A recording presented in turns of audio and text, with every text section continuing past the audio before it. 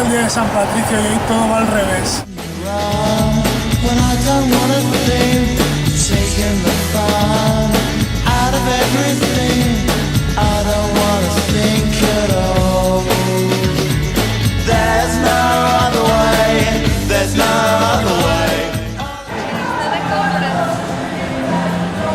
¿Está de shopping? Sí.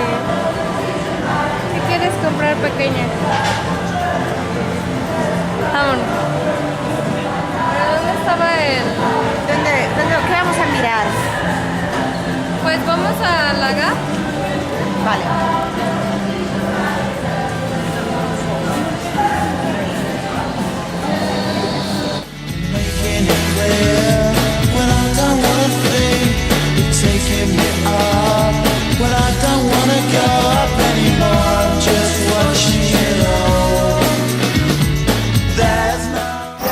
Bueno, ahora ya encontramos a Eric y a su prima.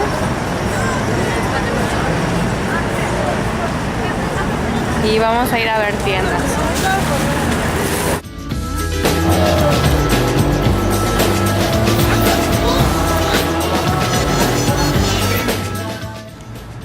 Y este es el parque.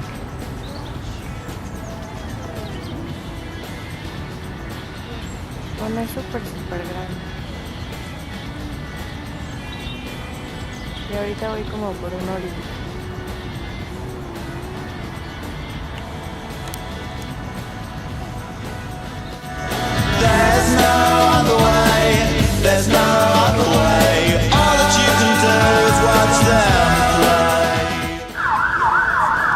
Bueno, dije que íbamos a ir a comer, pero en realidad vamos a ir al Hyde Park, que para eso tenemos que atravesar este arco de aquí. Aquí está la Peque.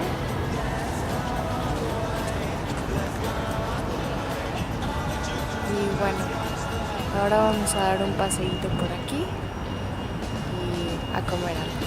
Un besito.